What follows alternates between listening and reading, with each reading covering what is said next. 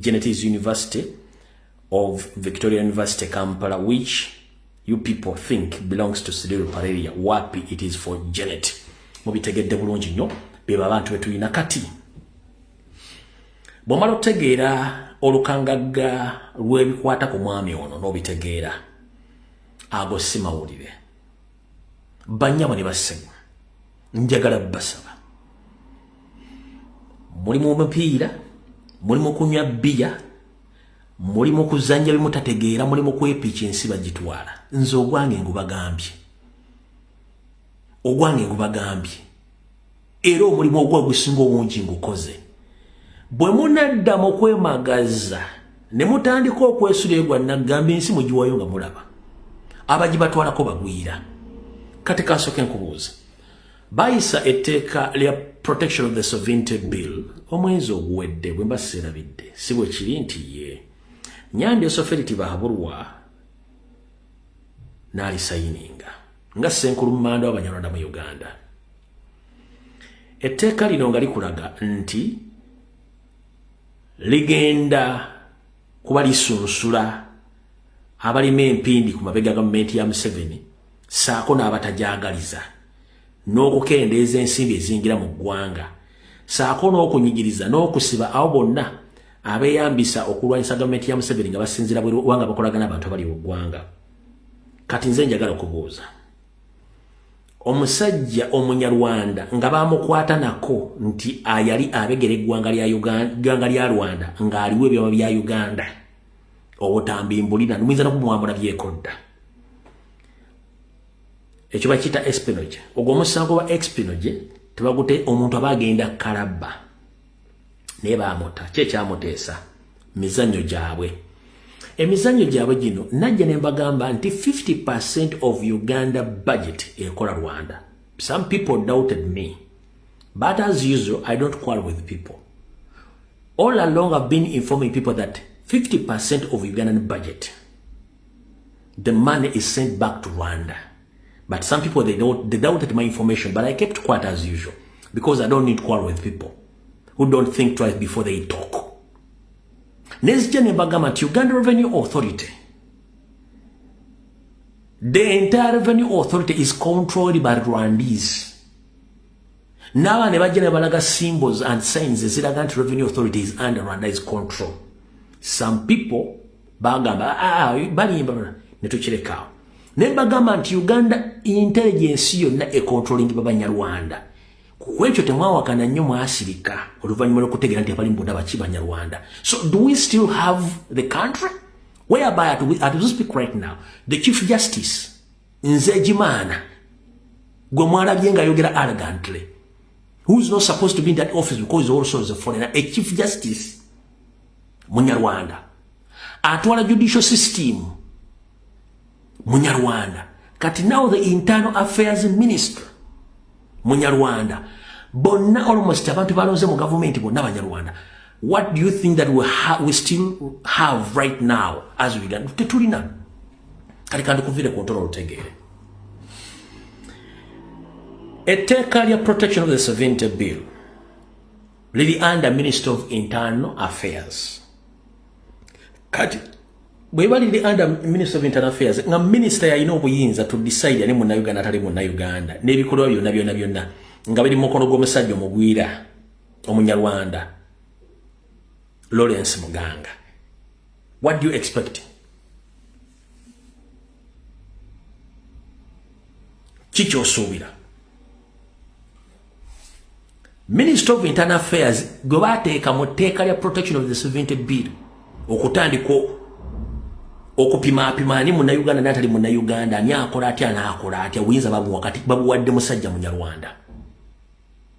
Okitegera bulungi nnyo. Kati oyo muteeka ate omugwira ate afuga ate eggwanga Uganda ate nga baleeta amateeka nga n'atufuga yennyini abba obululu si Munnayuganda.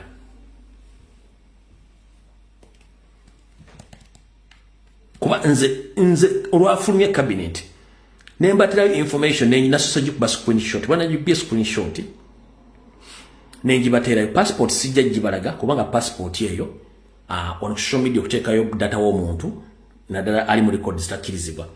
Wabula kasooke mbasobereka message kano kasoma Dr. Lawrence Muganga was arrested from his office by Joint Security Forces on 2nd September 2021 over allegation of espionage and illegal stay in the country. Today, he has been appointed Minister of State for Internal Affairs, the very ministry under which the agency has arrested him. Kati, omwami oyo ayogera lunye nti yese muna Uganda era ba refugee. Kati zimuku clips zinjagala bazanyirako. Njala soka bazanyira clip eno mugitegeere mumanyi kye tuliko era muzukuke. Kasoke bazanyira clip eno ya munna mawulire ndoze eno NTV Kenya, if I'm not mistaken. Eno NTV Kenya then ndio kenkuzanyira kali akatambi akalako ndawulira. A prominent Ugandan academic arrested on accusations of spying for regional rival Rwanda has been released following the intervention of President Yoweri Museveni. 55-year-old Lawrence Muganga, Vice-Chancellor of the private Victoria University, was arrested on Thursday by Joint Security Forces for suspected espionage and illegal stay. Video from the university security cameras posted online showed Muganga being taken in broad daylight from his Kampala office by armed plainclothesmen and uniformed soldiers and put into a van known as a drone, which is associated with abductions of government opponents. Muganga was released last evening after a friend of his called on the president to intervene. Kati bumala okuwulirizaako njagala nkwe full video ey'okukwatibwakwe.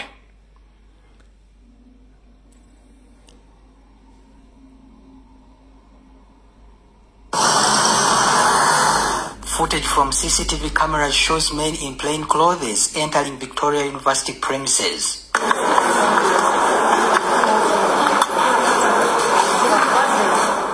They then engaged Dr. Lawrence Muganga and his executive assistant Herbert Kayongo in a corridor, and later his security guard Barbara Nagudi joins them. Footage shows Dr. Muganga, his executive assistant and the bodyguard walking from the corridor. He was not allowed to enter his office, and a scuffle started when one of the security officers got hold of a pistol to whisk him away. In a vain attempt to guard her boss, Muganga's bodyguard Nagudi was overpowered by the other security officer.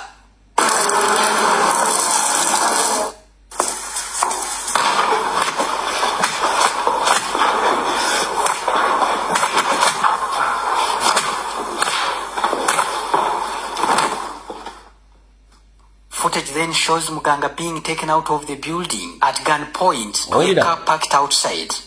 More armed men are seen entering the building and dragging the bodyguard to the same car outside the building.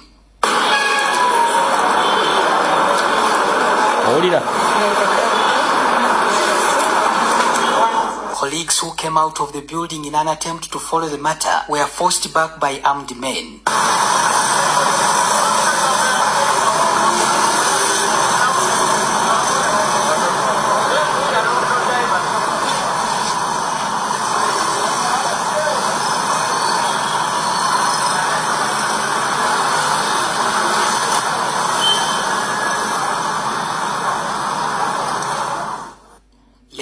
Footage further shows a van with armed men returning to the premises, bearing a now handcuffed Muganga, who was then brought in to facilitate a search.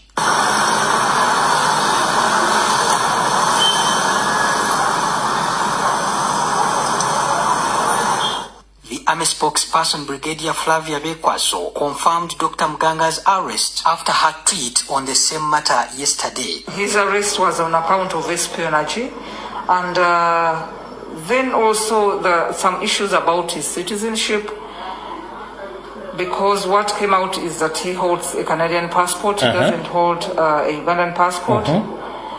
What is true for a fact is that he was born here, but he relocated around 1994 to Rwanda. These are the issues that are under investigations, issues to do with the citizenship, what conditions are there to question whether he's a citizen of Uganda or he's no longer a citizen of Uganda. Does holding a passport from another country deprive you from the citizenship of where you were born? You know, those are matters under investigation. However, relatives, friends and Muganga's lawyers have condemned the manner in which Dr. Muganga was arrested. They can embarrass, humiliate a vice chancellor of a university in broad daylight. What happens if they picked you after midnight? Yes, if at all he committed a crime, why wouldn't you summon him? Or why don't you walk into his office, identify yourself? We are security operatives. We want to talk to you. We don't want to cause commotion here. Can we go with you? In a civilized world. And 2 weeks back, the president of Uganda was on TV talking about the same. I want to make this very clear. Under Uganda law, no organ of the UPDF can conduct an arrest of that kind. And even if they do, they are supposed to be subordinate to the police. They also maintain that Muganga is a Ugandan national born in Masaka. The man was born in Masaka, raised in Mukono, went to Makerere. From Makerere, he went and worked in Rwanda. From Rwanda, he went to Ethiopia. From Ethiopia, he went to Canada, lectured in universities in Canada. Then he thought that I think it was prudent for him to bring that knowledge here in Uganda. Because I saw it everywhere. Gashumba, Mwenda, Mbide, the agents of Rwanda. Personally, I cannot even step in Rwanda. I can't. I was born and raised in Masaka. I'm a Ugandan 100%. The way Muganga is. Gently, he was the...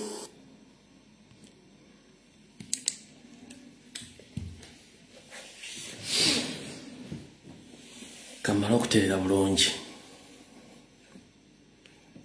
Ono Gashumba ayogera yasinze okusanyuka nga balonze Kyaliwo Munyarwanda. N'agamba ye tasobola kulinnya kigere kye mu Rwanda. Kubanga bamuzalira Masaka naye on a daily basis ayogera nti ye Munyarwanda. Kye tuba tubaga nti East or West naye nga tozaalibwa Rwanda kubanga tebaagala kwogera ku nsi yaabwe n'okubayita abanya. Naye bano abantu bali mu kiki? Butembwe bubatawaanya, buteyagala bubutawaanya, oba bwe baazaalibwa nga baakubonaabona. Waliwo enkugambya muganda wange. Constitution ya 1995 kyali kitabo kya Museveni si ssemateeka wa ggwanga kubanga ne Museveni ali mu Uganda mu bukyamu. Tokola ateeka mu bano bonna Abanyarwanda banne. Omusajja ono kennyini mu katambi kano akunnyonnyola. Nawo n'akatambi ke nasuze ntaddeyo. Ye kennyini akunnyonnyola.